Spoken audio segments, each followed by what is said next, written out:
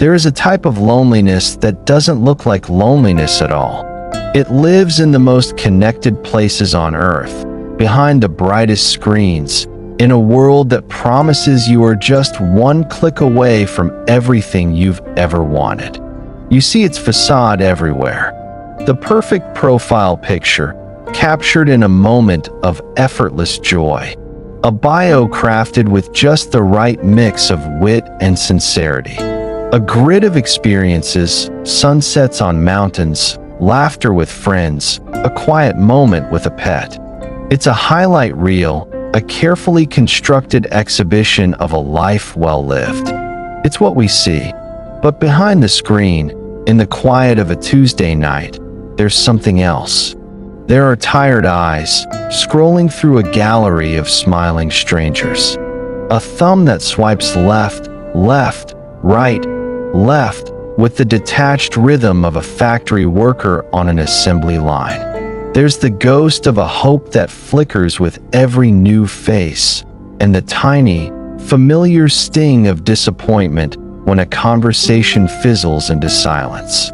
You've probably felt it. That strange, hollow hum beneath the surface of the digital buzz. Maybe you are feeling it right now.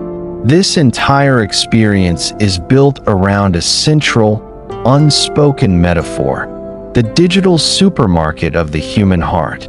We walk the aisles, pushing a virtual cart, scanning products. This one is too tall. This one's bio has a typo. This one seems perfect, but they're probably out of stock, already chosen by someone else. It gives us the illusion of infinite choice, of ultimate control. But it also protects us, and in protecting us, it traps us. It shields us from the risk of real-world rejection, but it also starves us of the possibility of genuine, messy, unpredictable connection. Psychologically, this is fueled by a concept called the paradox of choice. It's a state where having more options doesn't lead to more happiness, but to paralysis and dissatisfaction. We become so afraid of making the wrong choice that we end up making no choice at all, or we make a choice and are left haunted by the ghosts of all the other choices we could have made. But the real cost of shopping for people isn't just decision fatigue. The real cost is how it slowly, silently, rewires your brain to see human beings. It begins with a simple swipe, a casual judgment.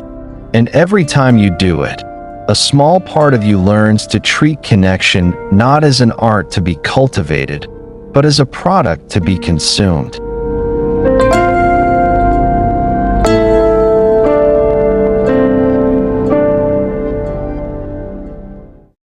We enter this digital space with a fundamental human need: to be seen, to be understood, to connect. Yet, the architecture of the space itself subtly works against this need. It's a grand, glittering casino for lonely hearts, and the house always wins. The primary mechanism isn't love, it's engagement. And nothing keeps us engaged like the addictive pull of intermittent reinforcement. Think of a slot machine. You pull the lever, you lose. You pull it again, you lose. You pull it again, and suddenly, lights flash, bells ring, you win. It's not the winning that gets you hooked. It's the unpredictability. Your brain is flooded with dopamine, the neurotransmitter of reward and motivation. It learns that a reward could come at any moment. So you keep pulling the lever. Now, think of a dating app. You swipe, nothing. You swipe, nothing. You swipe, and suddenly, it's a match. The screen flashes. Your brain gets that same hit of dopamine. It's a small, fleeting victory. It's not a connection, not yet. It's a point scored in a game. We are not searching for a partner. We are playing for rewards. The platform is designed to give you just enough of these wins to keep you from deleting your account, but rarely enough to make you truly satisfied. It keeps you hungry. It keeps you swiping. Let's pause for a moment and be honest with ourselves. Think about the last time you got a match with someone you found attractive. What was the very first feeling that washed over you? Was it a genuine, curious flutter about who this person might be? Or was it a small, electric jolt of validation? A feeling of, yes, I'm still desirable. I won. There is no judgment in this question, only a deep need for awareness. Because in that split-second feeling, the entire psychological framework of the app is revealed. We are conditioned to seek validation over connection. This conditioning leads to the next layer of this complex reality, the curated self. The profile is not a person, it's a product. It's an advertisement. We become marketers, and our own lives become the product we are selling. We crop out the bad days, filter the imperfections, and write copy designed to appeal to the widest possible audience. We present the version of ourselves that we think others want to see, not necessarily the person we actually are. This creates a state of psychological tension known as cognitive dissonance. It's the mental discomfort experienced when holding two or more contradictory beliefs or values. The belief, "This is who I am," clashes with the belief, "This is the person I am presenting to find a partner." We live in the gap between our authentic self and our advertised self. And the first date becomes a terrifying moment of truth. Can I live up to my own marketing? Will they be disappointed when they meet the person behind the profile? The one who gets anxious, who sometimes has bad days, who doesn't always have witty comebacks. This pressure to perform, to be on, to be the sparkling version from the profile is exhausting. It turns the beautiful, organic process of getting to know someone into a high-stakes job interview where both parties are both the candidate and the hiring manager. We're not discovering each other. We're auditing each other against a checklist of expectations set by a handful of photos and a few clever lines of text. And this leads to one of the most uniquely modern forms of psychological pain, the phenomenon of ghosting. To be ghosted is not just to be rejected, it is to be erased. It is a rejection without closure, an ending without an end. Your mind, which is wired to seek patterns and answers, is left in a void. There's no feedback, no reason, no, it's not you, it's me. There is only silence. Neurologically, our brains process this kind of social rejection in the same regions that process physical pain. To be ghosted is to be dealt a wound with an invisible weapon. The ambiguity of it all is a special kind of torture. The mind spins, creating stories to fill the void. Was it something I said? Was I not interesting enough? Did they find someone better? Without an answer, we are left to assume the worst about ourselves. The silence of the other person becomes a screaming indictment of our own inadequacy. But here is where the narrative must take a turn. It is easy to paint these platforms as the villains, as manipulative systems designed to prey on our deepest vulnerabilities. And in some ways, they are.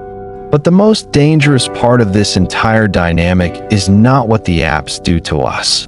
It's what we, in our quiet complicity, allow them to turn us into.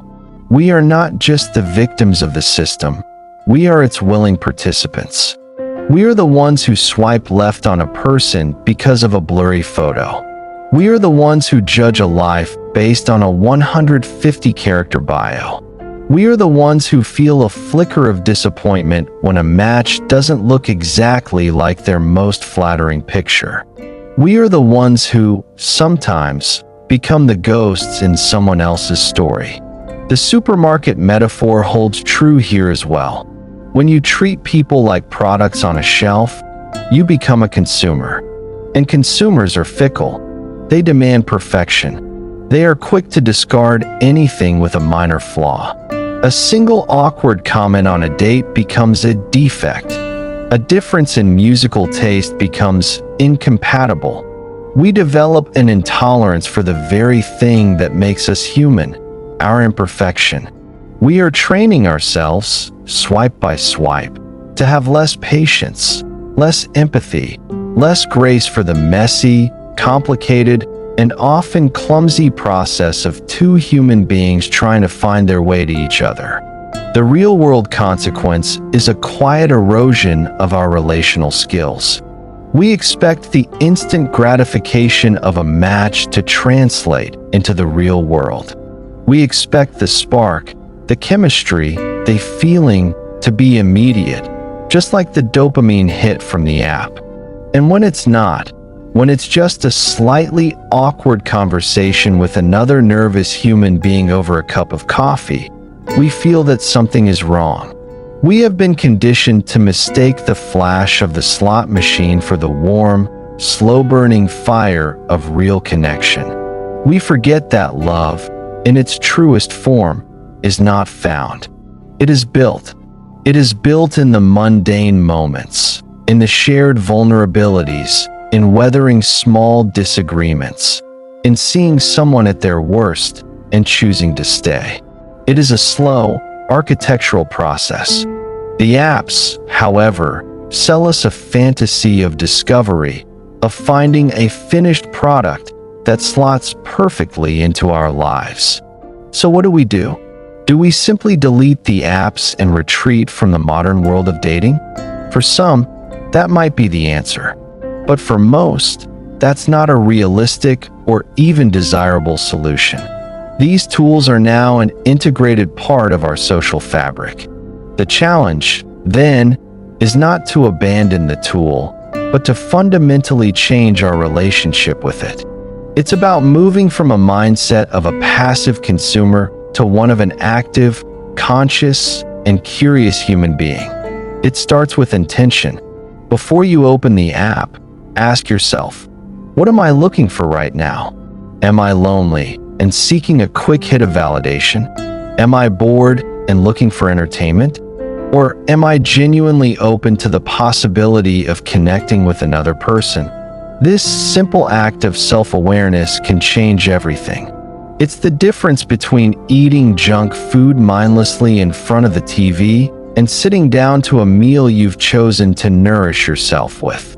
Then, we must learn to see the profile not as the person, but as a blurry, pixelated doorway.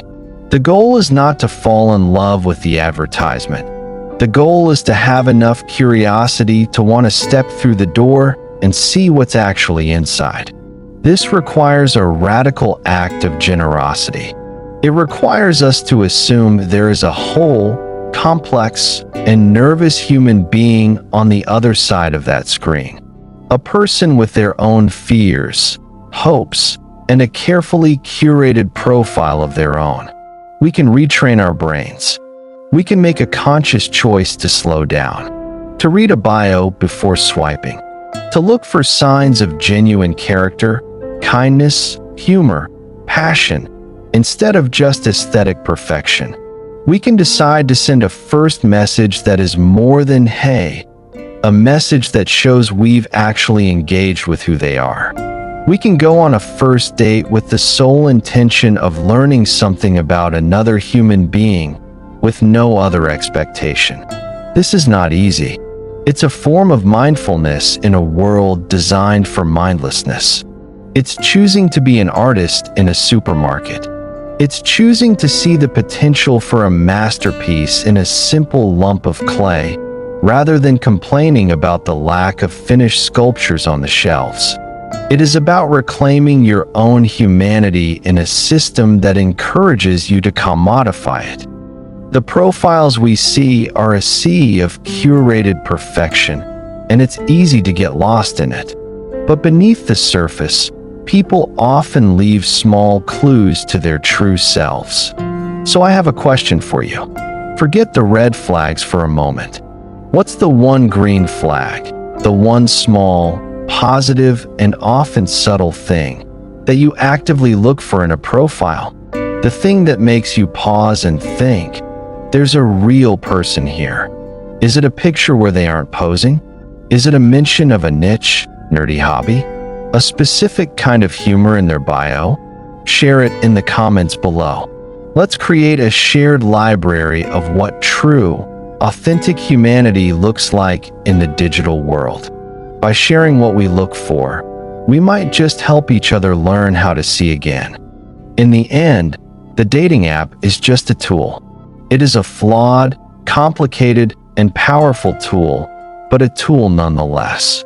It can be a place of endless frustration, or it can be a simple introduction, the catalyst for something more. The swipe is not the story. The match is not the destination. They are the prologue. The real story, the one that truly matters, is written in the moments that follow. It's written in the courage it takes to send the first message, in the vulnerability of a first date, in the shared laughter over a clumsy mistake, and in the slow, patient, and sometimes difficult discovery of another human soul. That process hasn't changed. It is, and always will be, the most profound human experience. And perhaps, the next story we need to explore isn't about the machine that connects us, but about the terrifying, beautiful, and transformative psychology of that very first real-world conversation.